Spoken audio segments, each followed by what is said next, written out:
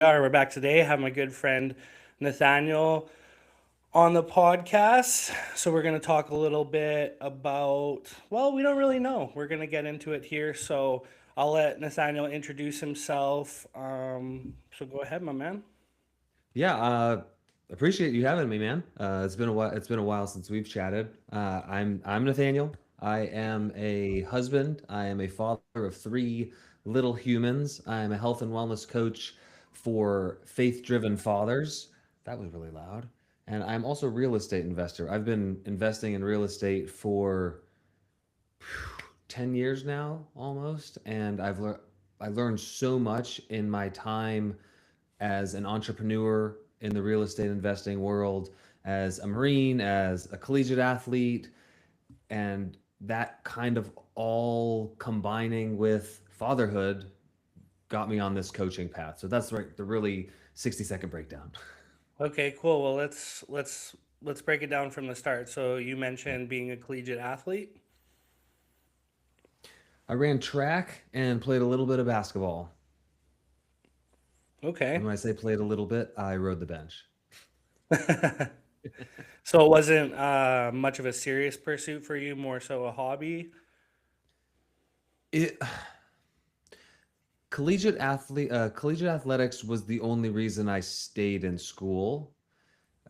So yes and no. I guess it was the desire at the time, but ultimately my poor grades and bad decisions led me into the Marine Corps, and that whole chapter got put to an end. I ended up actually, after I got out of the Marine Corps, went and ran track again in college. Did not do very well, but I Mm. enjoyed it from a different perspective. Yeah. So it was more something just to kind of keep you grounded as you went through Yeah. school. I like the competition. I've always been very competitive. I'm the person that hates losing more than I actually like winning. Um, and there's just something about track and field. Uh, Basketball was my first love as far as sports go. Really, actually, basketball was my first love. That's end of statement.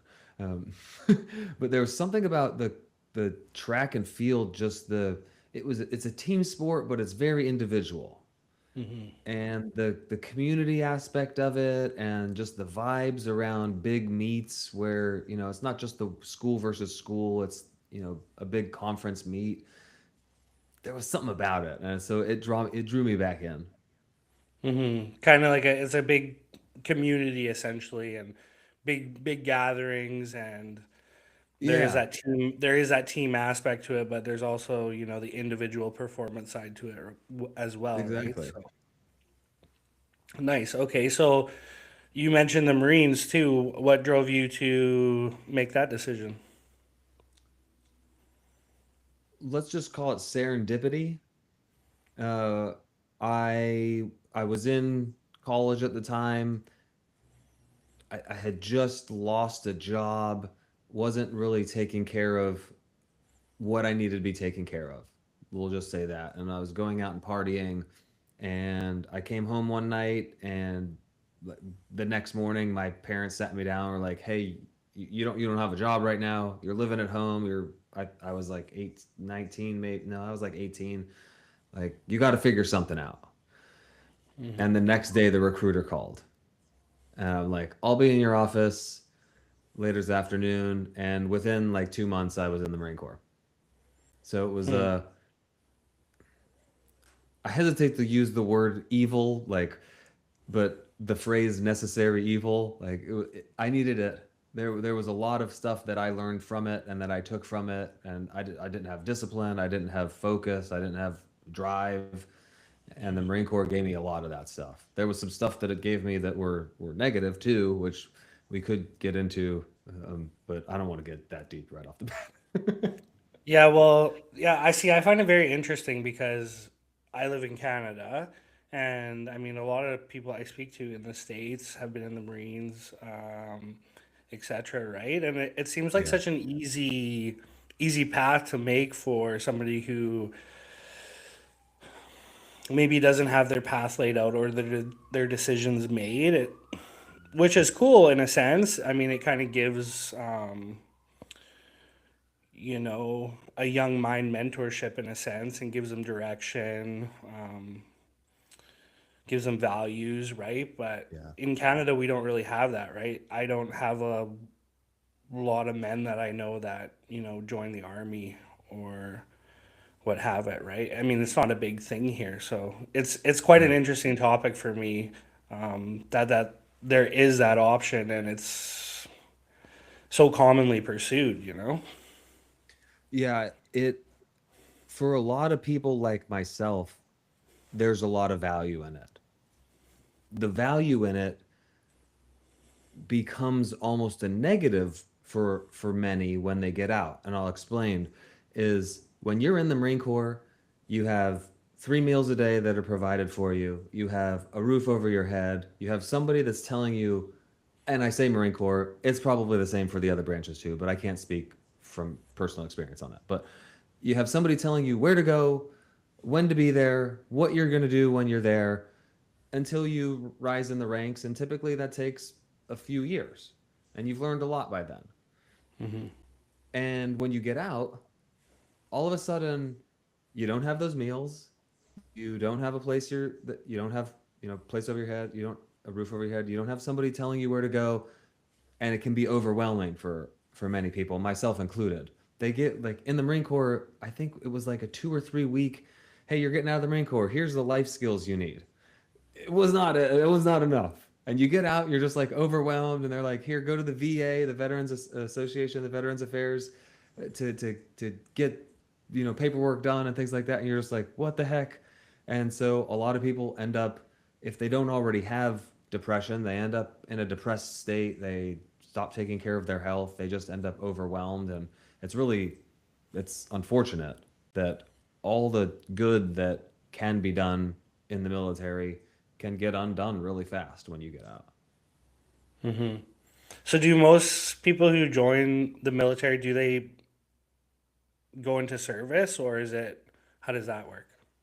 What do you mean go into service? Like, do they like what are their roles? Like, do they deploy out or anything? How does that work? When I was in the Marine Corps, this is 2003 to 2007. I actually got out because they weren't going to let me redeploy. Because at the time, I think it was only a third of the Marine Corps had deployed to Iraq. And this was when Iraq and Afghanistan was kind of coming up. And so, short answer is no, most people actually don't deploy, at least in the Marine Corps. Most people are just staying at the States. And I was the type of person that I didn't train for all this to not go put it to use. And I was a tank mechanic. And when I went to Iraq, I was in charge of 4 tanks. I think I was 21 years old. I was in charge of like $20 million worth of equipment in Iraq. And I was a tank mechanic. I was also a tank loader, so I was thrust into a tank into a position that I had never been in. I was supply chief, like maintenance chief, just a whole bunch of things. And at 21 years old, like I learned so much there. And it was 8 months of a whirlwind. And I would absolutely 100% go do it again, which is why I wanted to do it again. But they were like, no, we're trying to get more people to go to Iraq that haven't been. And so I ended up getting out. But no, I think the majority of people don't deploy. Like, there's a large part. I don't know if you're familiar with the reserves. There's a large part of the military that are reserves that aren't there. It means they're not active duty. They don't go do this every single day. They come once a month, and they train a couple weeks a year, like for a longer period of a training. But they go 1 weekend a month. Mm. Yeah, so I mean, everything happens really fast, a lot of responsibility, a lot on your plate. I mean, it's probably super exciting, super thrilling, especially for a Yeah. 21-year-old. I mean, to get Yeah. to manage all that equipment, all that responsibility, to be crew chief, etc., and then for it to all just end abruptly after 8 months.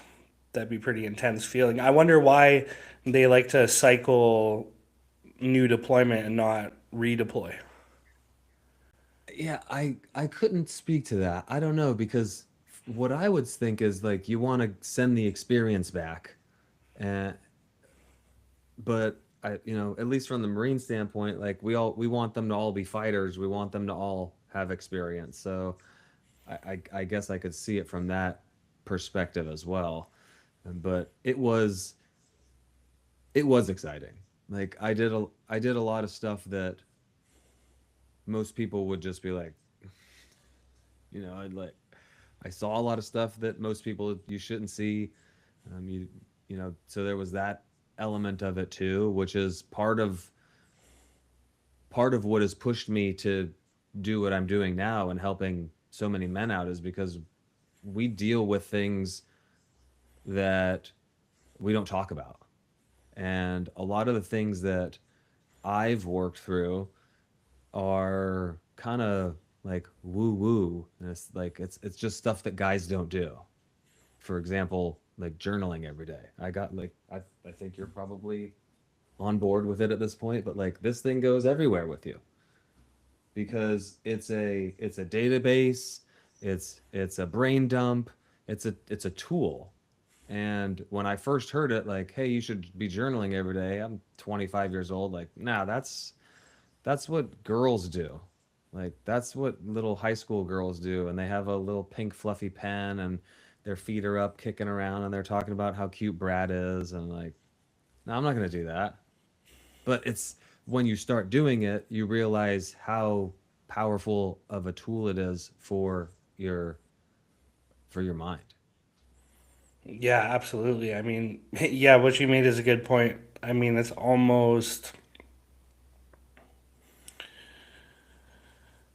yeah, it's almost like that genderism about it being like a diary or something, right? From a young Yeah. age, I think, a lot of young men could utilize it too. Just being able to get your thoughts out on paper. And I mean, not only that, I use my journal for, I mean, all my KPI tracking. I'm sure you do too. Writing down Yeah. all my goals, all my achievables over the course of the day or the course of the week because it's easy for us to get caught up in things and in the rat race, and we don't really see the progress we're making, and we can, kind of get distorted in our perception of reality and thinking, we're not achieving much. But when you look back through your journal of the past week and all the things you achieved on a day to day basis, and I mean, it really pays off. It really enlightens your mind and it brings back your spirit to keep you motivated, right? And not only that, but putting your thoughts on paper. I mean, like you said, how many men actually do that? How many men actually, talk about their feelings, talk about their emotions? I mean, I think it's getting more common nowadays. The talk about it, the speak about it helps men open up, but I still think regardless, it's just who men are, they are Yeah. the keepers, they are the leaders, they are the protectors of the family, right? So they feel that, they need to carry that burden. They shouldn't, you know, Yeah. Yeah. shed their Like armor and just be a show man. Yeah. show their weaknesses, right? So, Yeah. Man up. Man up. I like what you said with the KPIs, tracking things over time. It's so easy to forget where things were a month ago. And if you're not looking backwards, you cannot see the growth. Like we're goal setters, right? We're always looking at the next goal. And then what happens when you achieve that goal? You go, okay, sweet. Like let's set the next one. And if you're always looking at the gap between where you're at and where you're trying to go rather than where you've come from, that gain, you can get in your head and it can be depressive. And hmm so being able to look back and see that stuff is just so powerful and it keeps you in a positive mindset. Like, man, 3 weeks ago I was only doing 3 push-ups.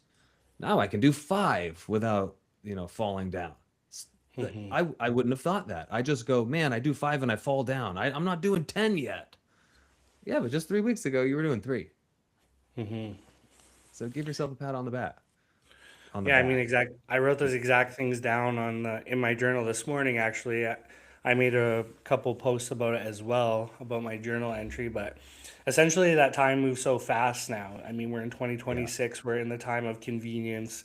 We're in, I mean, we've, for the past decade, we've been riding trends, the new common fad, what to do next, but it's only speeding up and people want Yeah. quick results. People want things, now.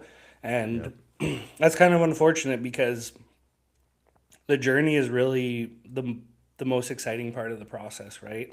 Like going Yeah. through the journey, experiencing the highs, experiencing the lows, experiencing the wins, experiencing the losses. That's what it's all about. And Yeah.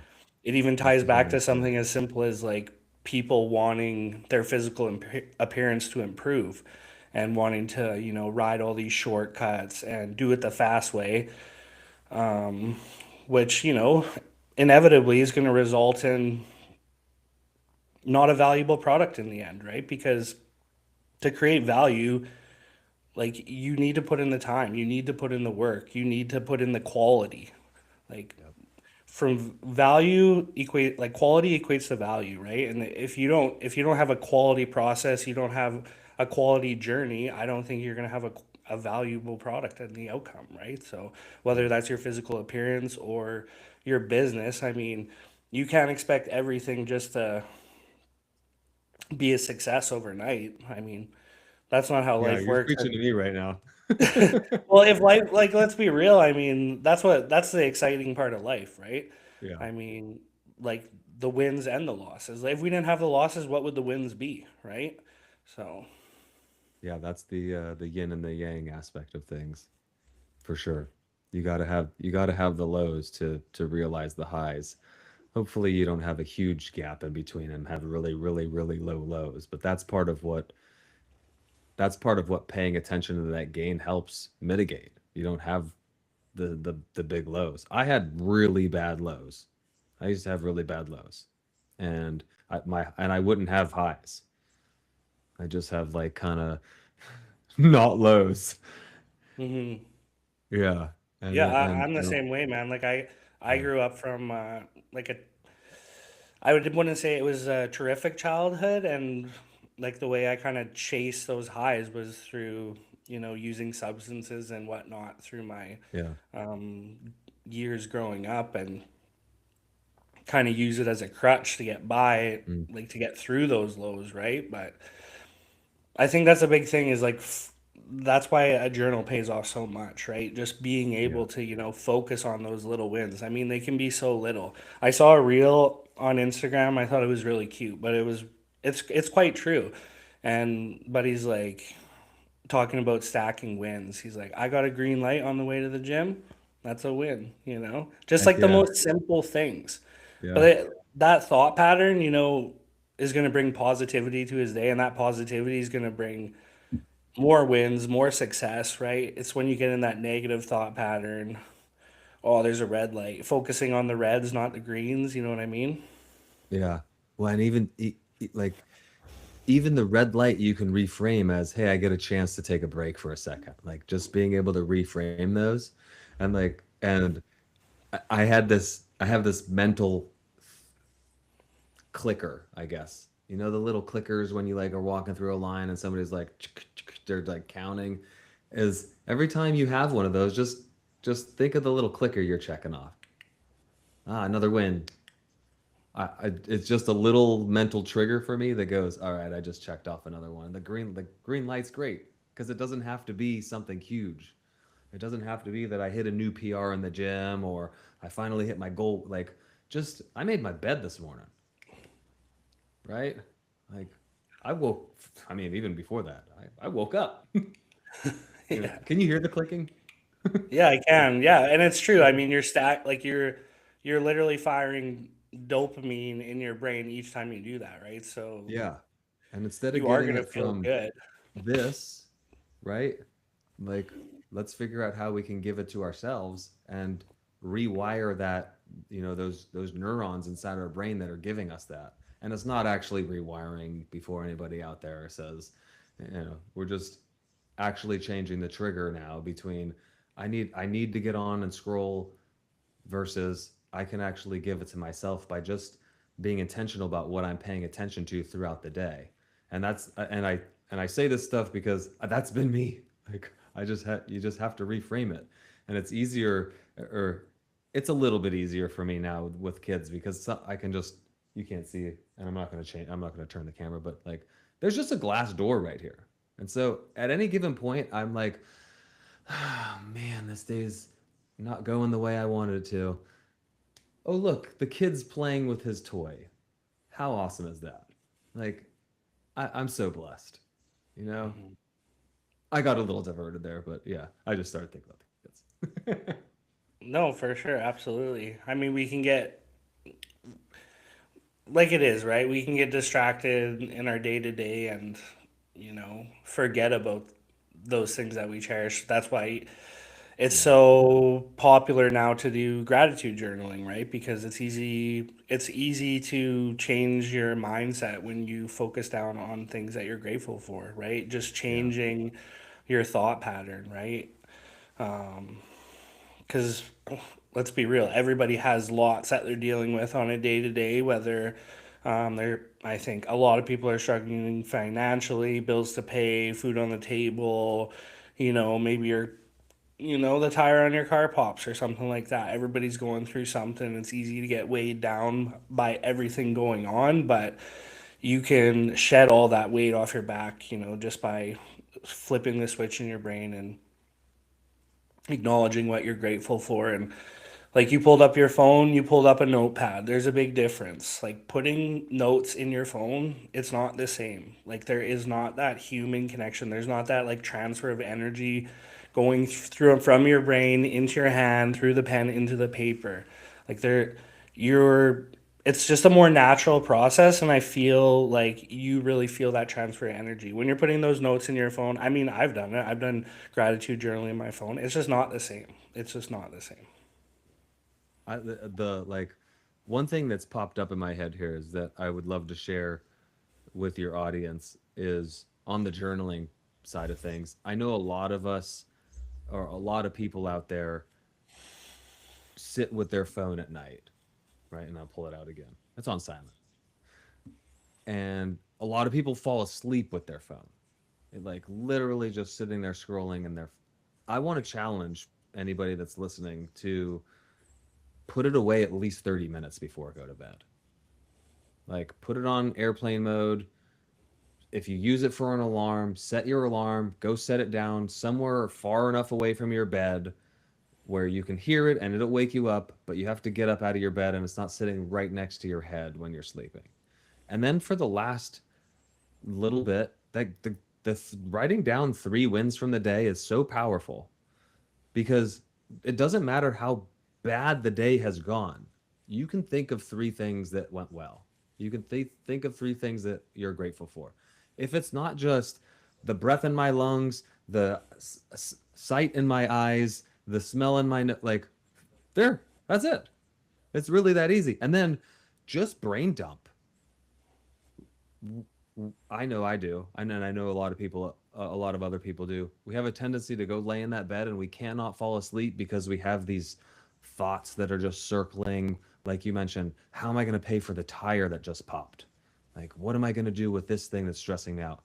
Write it all down, and it doesn't have to be a this is how I'm feeling about this. Like, just put the thoughts on the page because there's something about writing them on the page that, like, it's now the weight is gone.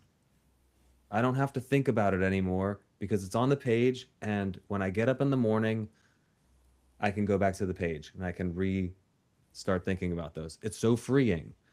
But also, when you do have a problem that you're trying to solve, maybe something a little bit more complex than the tire popping, but so many times you find yourself, I write something on the page, man, I'm trying to solve this problem. I can't figure out how to get from A to Z.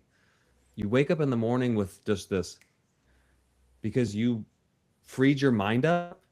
I don't know how it works, don't ask me, but you freed your mind up to just go to work on the subconscious level, and you wake up in the morning with these epiphanies. And so if anybody out there caught that little nugget, And I'm cleaning the slate for sure. I mean, clean the slate. It's, yeah, that's it. That's beautiful. Yeah, I have some thought process around like depression and stuff because I've had tough times myself, and I would always Mm, have these thoughts like, it really isn't that bad because let's be real, there is somebody, mm, it doesn't really matter the situation. There's always somebody out there that's probably worse off than you that's making it work, right? So that yeah. always kept me going.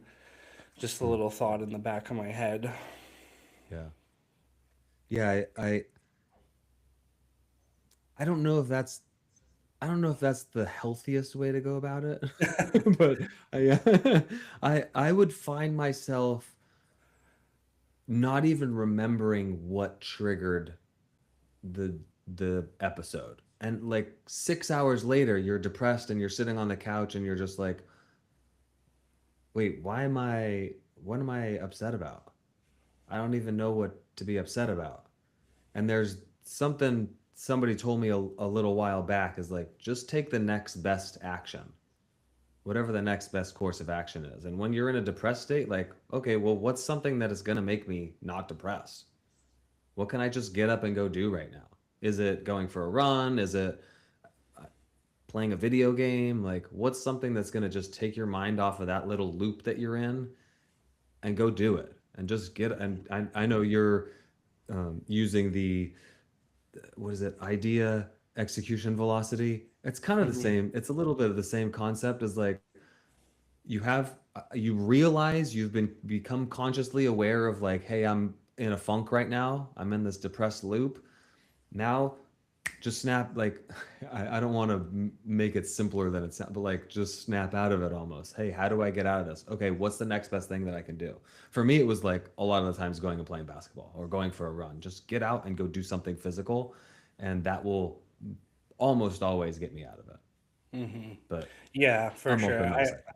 I understand. I mean, my approach was just like a simple mindset of like, you don't have it that bad, you know?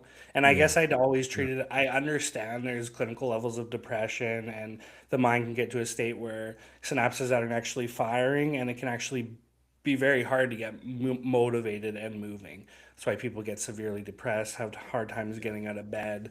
But like you said, you like we're always going to have endless talk in our minds. So journaling is a great way to, free that talk. And as well, the past is the past. Like mm, we need to be living in the present. And the yeah, present is the only thing that matters. And the present will yeah. be gone in a second. And Hmm. the future is next. The past is Hmm. gone. We cannot change the Yeah, past. It's I yeah. mean it is what it is. You know, relishing in the past, regretting past decisions, you know,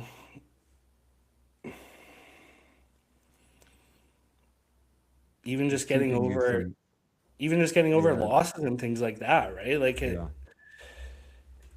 You just need to, like in my mindset, I just need to get up and go, Mm, like you said, do yeah, something, take yeah, action because the longer yeah, you like sit in the mud, the harder it's going to be to get out because you're going to sit there, you're going to sit in the mud, you're going to sit in it, you're going to get even muddier and it's going to be harder to climb out of it simply, right? Like just take action, just get off your yeah, ass and get moving forward. I know woe is me, but I know you want somebody to like look you in the mirror and tell you like you're yeah. a little butterfly and everything's okay, but like let's be real, you know, the only one coming to save you is you. So like take I some think initiative, there's get out in the there's a sun, lot of that. go for a Yeah, walk, right? yeah, Like it is hard to say, unfortunately, but you do have to take initiative, right? There's no one yeah, who's going to pick you up and do it for you, right? You can reach out to your friends, you can make calls, and please do talk to people,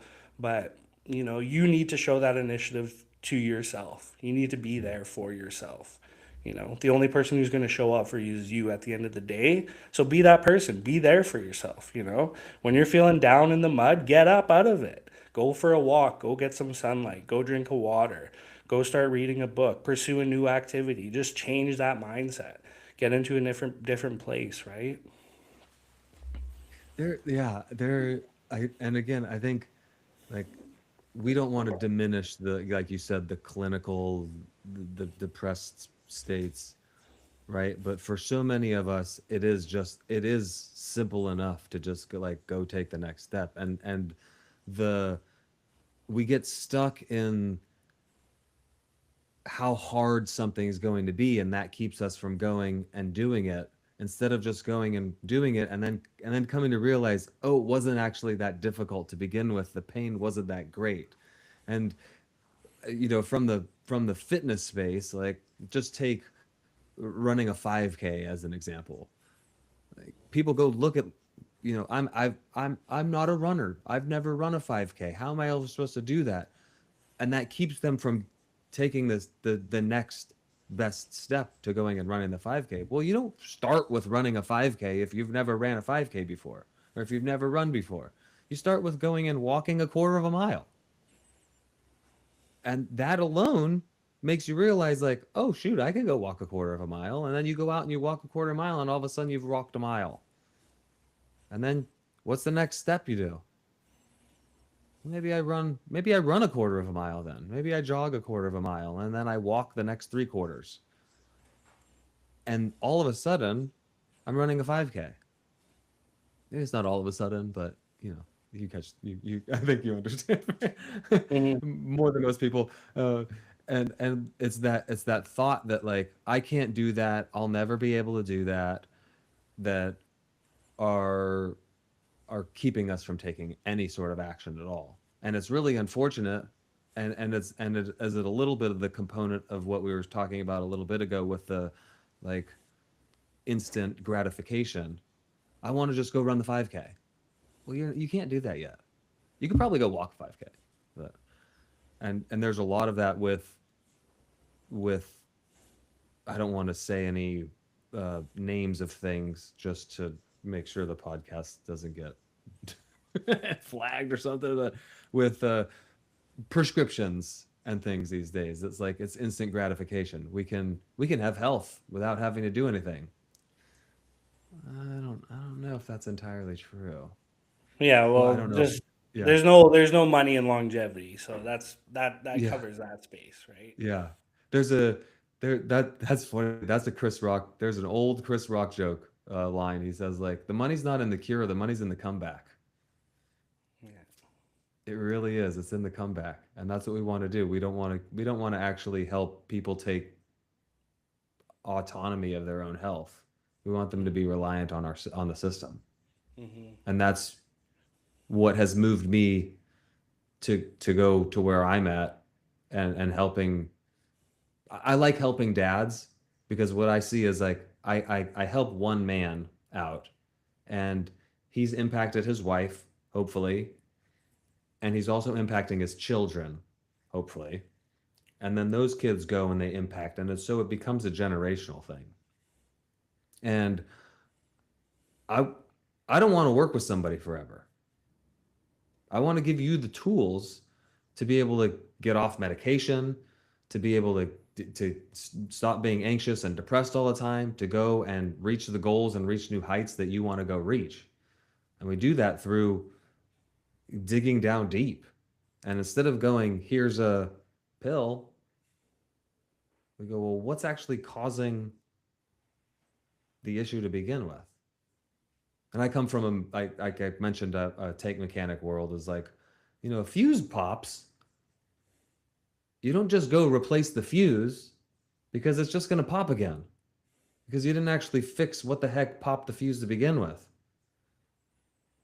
It's like, if you're having gut issues, you don't just stop drinking milk. Well, maybe you do for the time being, but that's not. I don't like milk. What's going on down underneath? We're not just going to replace the fuse. Let's figure out what's popping the fuse to begin with. Whew, that got. I went on that one, Farron. Reel me back in. No, yeah, I think what you're saying is, yeah, just like being productive with progressions. I would say this, it's kind of a recurring statement that I've brought up, but like I look at a good analogy to look at is if you have like 10 tabs open on your desktop, Yeah. and starting 1 to 10, the first one's the most challenging, and you proceed to skip to the next one down the list, and you get to the end of the list eventually because those are the easiest tasks to knock off, right? But inevitably you will have to come back to those challenging tasks to begin with. You already spent time there, you already opened it up, you already went through it, you already pondered it, you already decided this isn't the time. I'm going to move to the next easiest task, which I don't really believe in. I think you should knock off that hardest task to begin with. I think you should prove to yourself that you can do it. And then every task after that is going to be easier, you know? You're not for the like stacking small wins to lead up to the big win. You just like Well, go. I think what happens like when we're talking about accountability and showing up for ourselves, like, yeah, I think there should be adaptive steps to progressions, like if you're chasing a goal, running a marathon, trying to get a Mm, PR and a bench press, things like that. But when it comes to your day-to-day life and your execution, I think more often than not people are putting aside things that are challenging because they'd rather take the task that's easier when inevitably they are going to have to come back to those challenging items, like mm, these things have to be knocked off the task list. So just why not deal with them now? Show the yeah. accountability, show up, do it, prove to yourself that you can do it, and every task after that becomes easier. And I think a lot of the times too, people on pursuit of their goals, we can have support from our colleagues, acquaintances, friends, and family, but sometimes we might not. Yeah. And sometimes they might shed doubt in our mind that what we Mm. can achieve isn't possible, right? So Yeah, that's interesting because there's that's there like is an that's why element I of say you like, have to be there for yourself. You have to, mm, you have to knock off those hard tasks. You have to prove to yourself that you can do that because we do have people we can reach out to. Yeah, I mean, every man says it. Talk to me if you need to talk, right? Like we're yeah, there for each other. But at the end of the yeah. day, you got to be there for yourself. And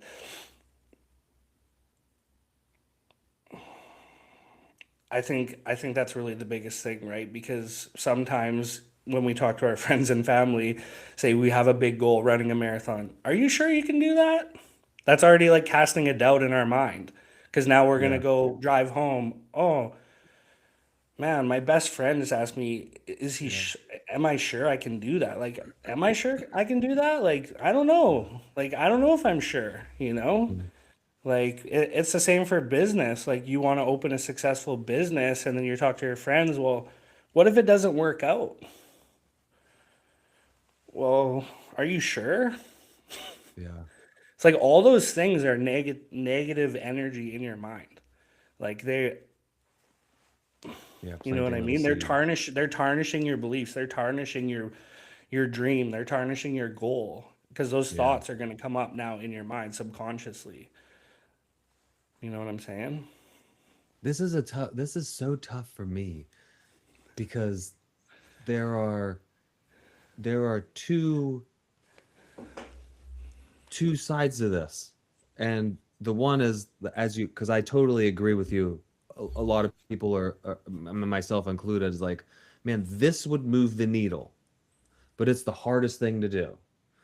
And I can knock off all these other little things, and it gives me a little bit momentum. There's an element of checking off, things on my to-do list that like it gives you that little dopamine. It makes you feel good, like, oh, I'm building momentum towards the bigger win. But like those aren't really moving the needle a whole lot. And then one thing you mentioned there is like when we say, you use the marathon example, like, hey, I want to go run a marathon. Are you sure? Like, you've never run a 5K before. Like planting a little seed of doubt. I heard, and I'll probably butcher it, but somebody a while back is like, when you have big plans, like keep them to yourself and just go work at them until you're able to accomplish them, and then everybody comes along for the ride. Is that is that negating the accountability aspect of the people that are there to support you and help you grow, like saying, hey, I'm going to go run this 5K now that I've made it public.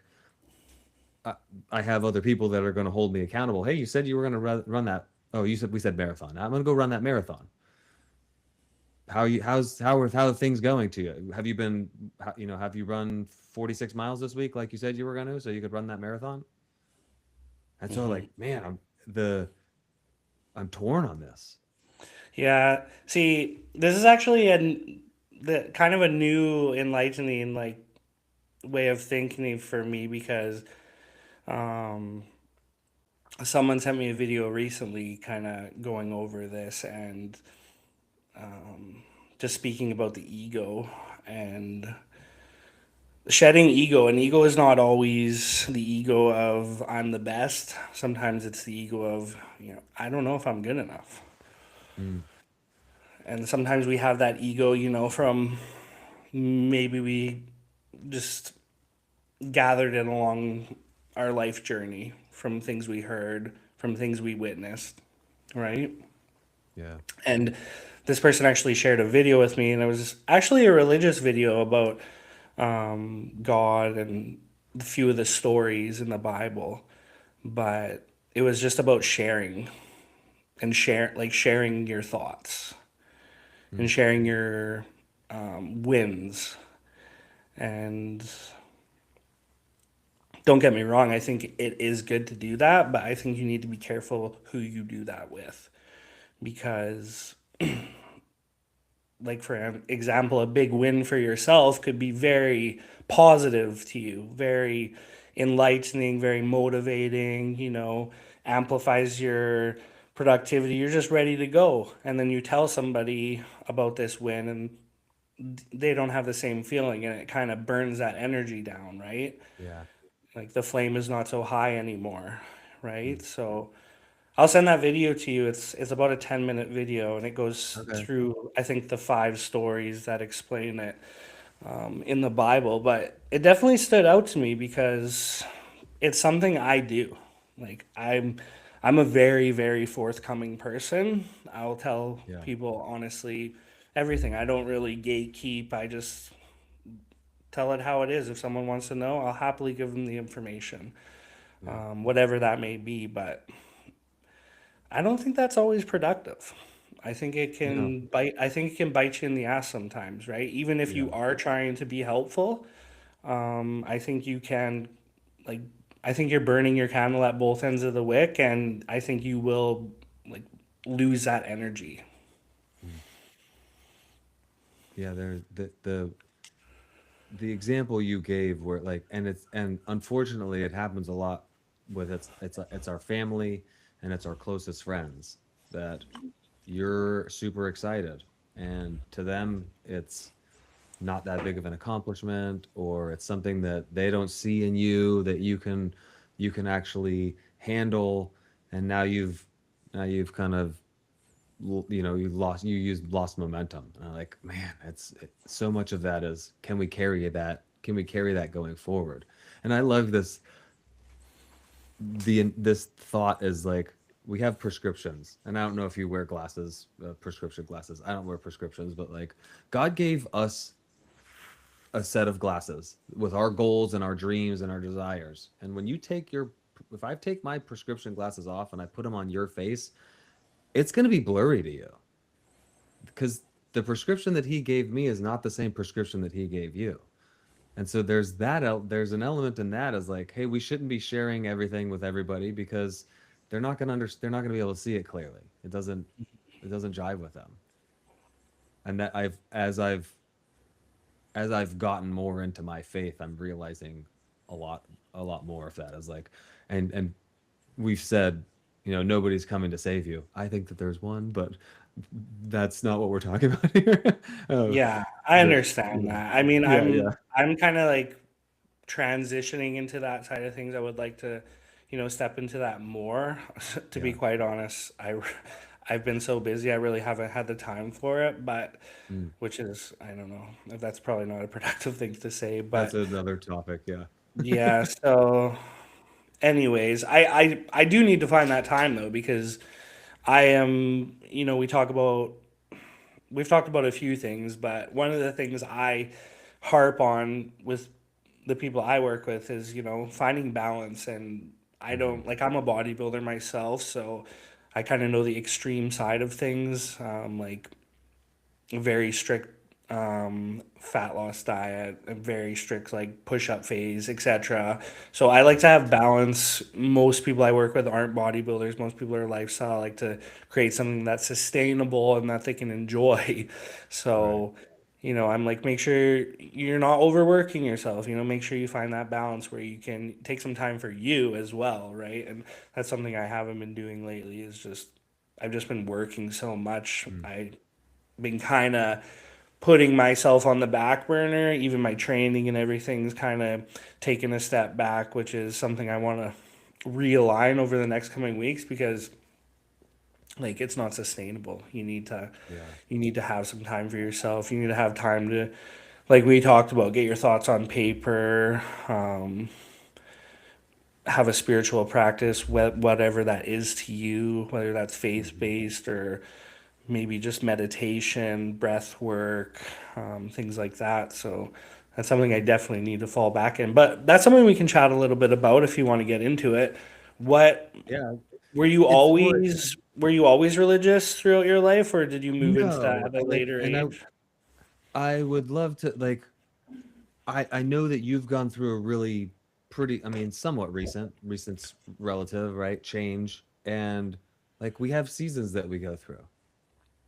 And and I will touch on that with the seasons topic is that sometimes you're in a season of like I put your nose down and get this business going off the you know off the what the heck is the word I'm looking for? Just get it going, whatever. And I Yeah. think that there's an element of you having the bodybuilding background and the like the extremes of surplus and cutting where you're very well equipped to be able to coach people through that because like you're saying most people aren't going to like most people don't want to go have a 3000 calorie uh, change within a couple months that that bodybuilding is going to require of you. And I don't know specifically because I'm not a bodybuilder, but I think that's probably fairly accurate. Like, hey, are you doing okay? Like, are you getting out and getting walks in nature and making sure that your nervous system is being regulated the way it's supposed to be? Because this is an extreme thing. We're not trying to get down to 6% body fat with you. We're just trying to get your health under control. And I had a 20-year season where I was not focused on my faith at all. And it's one of I shouldn't say it's a regret. It was a regret when I reinvigorated my walk with Christ. And I had a moment where I was actually coming home from the gym, I think. I was coming home from playing basketball maybe one morning, and I was singing a song that was played in church when I was in boot camp. And it was like the last little seed that he had planted before I went dark, so to speak. and and all these emotions started rushing up, and this was just maybe 6 months ago, 9 months ago, somewhere fairly recent. And I like tears were coming down, and I just got this like, man, I wasted 20 years of my life. Like, think of all the good that we could have done together. And almost immediately I heard him be like, dude, slow your roll. Like, I needed you to go through all of that to be able to get to where you're at now. And he started giving me little things like along the way. Hey, you went to boot camp, like, you did that in boot camp. You went, I got you through Iraq. Think of all the things, the times that you things could have gone bad in Iraq, but I was there. And then a job loss that turned into a, a me going back to college, ultimately meeting my wife, having kids, real estate, all these things. Like, okay, I see where you're headed, and I have no idea where we're going, but I'm just trusting. And here we come. I'm going to bring it back right now. Ready, Farron? Is that what I found is if I'm not prioritizing my faith, my family, my finances, and my fitness, and the last two are kind of together. I faith and family. are in that order. And fitness and finances, they're both pretty darn equally important. Like, I got to pay the bills, but I also have to be around long enough to keep paying the bills. Um, I'm not, if I'm not prioritizing those, I'm not working at my best. And just for me is 30 minutes in the morning, I'm giving thanks, like meditating, reading the Bible, and then my wife and I do it at night too. I journal, and we do typically 20 to 30 minutes of reading the Bible together, going through a daily. It's called Daily Bread. It's a little book. Um, but like outside of those windows, it's family and finances. Like, I'm working, and I'm spending the not work time with my family, really. And so like those are the priorities. And when people come to me and they're going, I don't have time for this, I like, well, let's find out. Let's see what you're actually doing, and do a time audit, and actually audit your time, and tell yourself, really, like, what are you actually doing in a given day. And a lot of the times you're like, well, hey, look, I saw that you spent an hour and a half on Netflix today. And that's not saying that that's bad, but is that more important to you than what you said you don't have time for? And if it's not, keep doing the hour and a half of Netflix. But we're just opening the opportunity for you to take stock in what you truly value. I hope Yeah. that was somewhat helpful. No, it's helpful. I agree. For me, like I need more guidance in my approach, so I kind of need to go to like the services and stuff. Mm, But when I'm more confident, I think that's something I would absolutely be able to find time for. yeah, Like, if you can't find 20 minutes in the day to set aside, I think you can. You just need to reassess, like you said. yeah. If I like, I know we're coming here to the end. I would I would love to challenge you to. Do you have a Bible that you could open up and read? No, I don't. Okay. Get a Bible, Yeah. whichever version you like.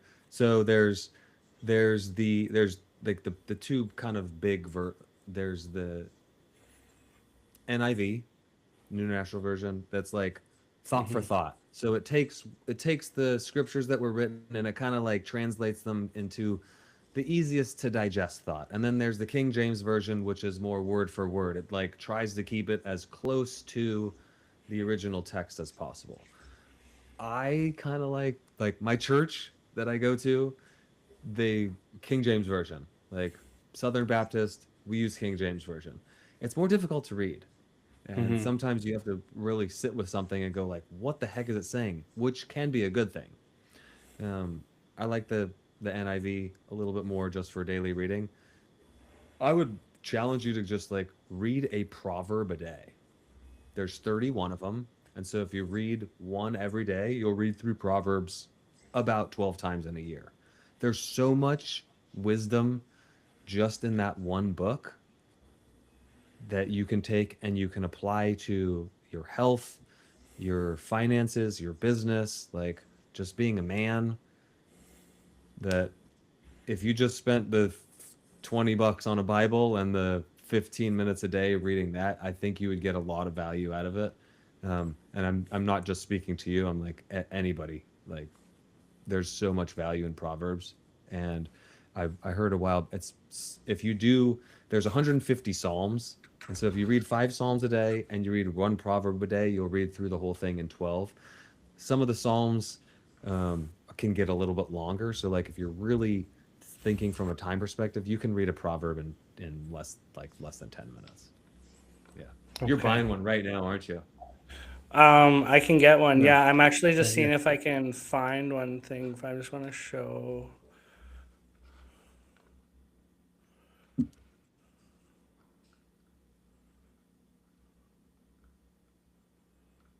Let's see if I can find it.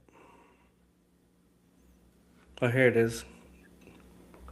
You can try my team. Was that an ad? Yeah. I'll show you this video before you go. It's like 6, 7 minutes long. Okay.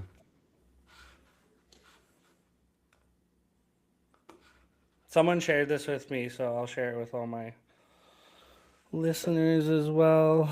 I'm sure you would like to hear it. Let's see if I can get this correct. Oh yeah, you can share screen. Okay, dope. Oh, I love these. Yeah, Okay. I'm not gonna talk. And after you share a big dream or a sudden blessing, things suddenly get harder. You feel a burst of inspiration. You tell someone you trust, and almost immediately, the atmosphere changes. Doubt creeps in, obstacles multiply, and that fire you felt in your spirit starts to flicker. We're taught to be open and to love everyone, but there is a profound difference between being loving and being an open book. There are sacred parts of your journey that were never meant for public consumption. In fact, some truths are so delicate that the moment you speak them, you unintentionally invite a level of spiritual opposition you weren't prepared to handle. It isn't about being secretive. It's about stewardship. It's about understanding that your words carry weight, and not every ear is assigned to hear what God is whispering to your heart. The first thing you must learn to protect is your next move. When a new vision begins to take shape, your first instinct is often to announce it. You want the validation, the excitement, or maybe just someone to tell you that you're on the right track. But the Bible gives us a quiet warning in Proverbs 29:11, which says, "A fool vents all his feelings, but a wise man holds them back." This isn't just about controlling your temper, it's about controlling your energy. When you announce your plans before they are birthed, you give people the opportunity to project their own fears and limitations onto your calling. Think about Joseph. He had a magnificent dream, and he did what most of us do. He told his family. Genesis 37 tells us his brothers hated him all the more because of it. His vision exposed their stagnation.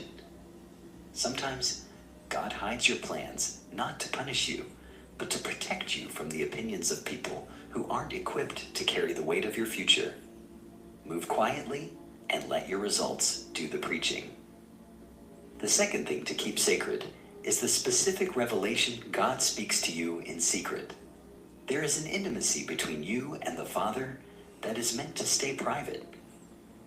We live in a culture that demands we broadcast every thought, but some things are meant for your altar, not your audience. When God speaks a deep conviction or a specific promise to your soul, it is holy ground. If you spend it too quickly in conversation, it can lose its purity. Think of Mary, the mother of Jesus. After receiving the most world-changing news in history, she didn't run to the village square to prove her worthiness. Luke 2:19 tells us that Mary kept all of these things and pondered them in her heart. She understood that some divine instructions are like a holy fire. If you expose them to the wrong atmosphere too soon, they'll be extinguished by skepticism. Not everyone is spiritually mature enough to handle your secret word from God. Guard those whispers until they are strong enough to withstand the world's noise. Third, you must never feel the need to broadcast your good deeds or your sacrifices. In a world obsessed with recognition, there is a quiet power in the unseen. It's tempting to want people to know how much we've given or how hard we're working for the kingdom. We want to be seen as good. But Matthew 6:3 offers a radical perspective. But when you give to the needy, do not let your left hand know what your right hand is doing. When we turn our obedience into a performance, we trade a heavenly reward for a momentary round of applause. There is a deep, soul-level peace that comes from knowing you did the right thing when no one was looking. Your private fasts and the ways you've helped others without seeking a thank you echo loudly in heaven. As Jesus promised in Matthew 6:4, your Father who sees what is done in secret will reward you openly. Trust that his recognition is more than enough.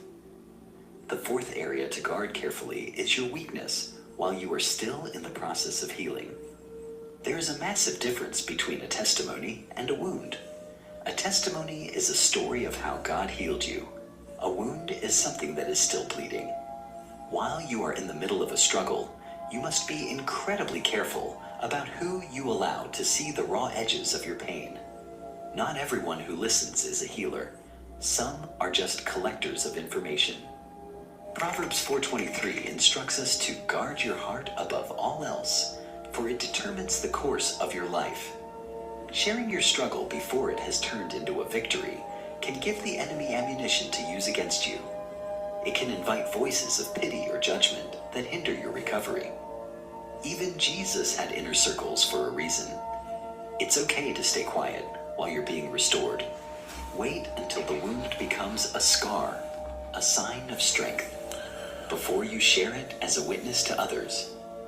Finally, the fifth thing you must learn to protect is the full extent of your blessings.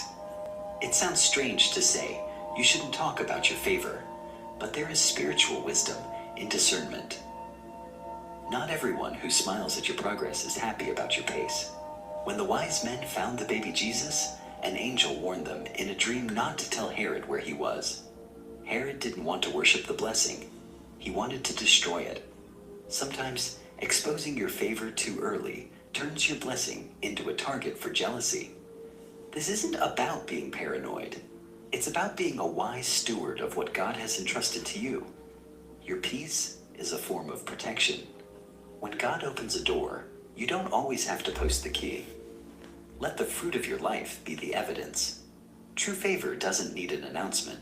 It eventually becomes impossible to hide anyway.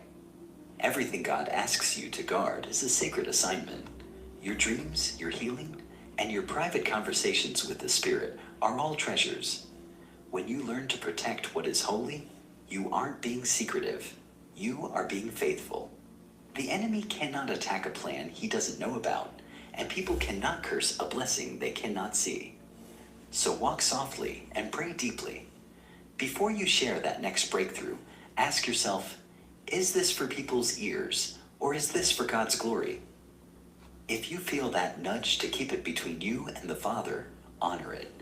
There is a beautiful strength in the things only you and God know. If this message spoke to you today, write "I will guard it" in the comments as a seal of that. Yeah, that I watched that about 2 weeks ago, and it like extremely shifted my thoughts and Yeah. really reside with Could me. you So, send that to me, please? absolutely. Yeah, there was a lot. There's a lot to unpack in that. There, a cool thing about the Bible and Proverbs specifically, like you don't even have to believe in God to get value out of it. Like No. that video was specific to the Bible, but man, there's just so much value in that. Whatever that was, 7 minutes, 6 minutes. Like, Hmm.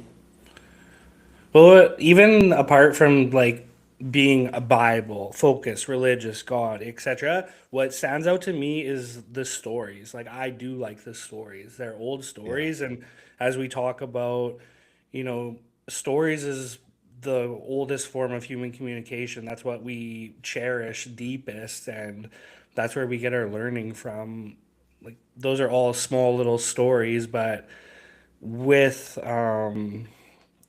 teachings through each story. So I love it. I mean, that little 6 minute video completely changed my perspective on how I approach yeah, things. And yeah. It does honestly, shift mine. since watching that video and changing my intentions and my thoughts, like things have just like continuously improving. Nice. Yeah, It's just I love that, and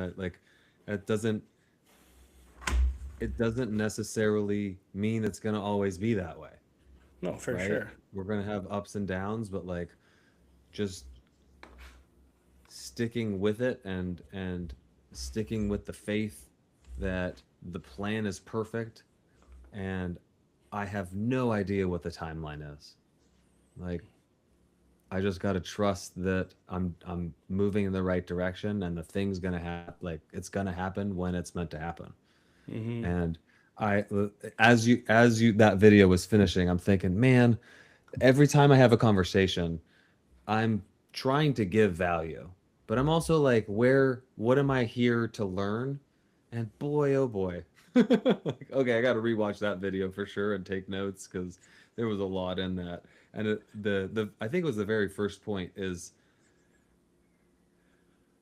the closer you get to where you're trying to go or where you're supposed to be going, the more you get pulled by the opposition. And that is doubt and lies and temptations and other opportunities that are going to steer you away from where you're supposed to be headed.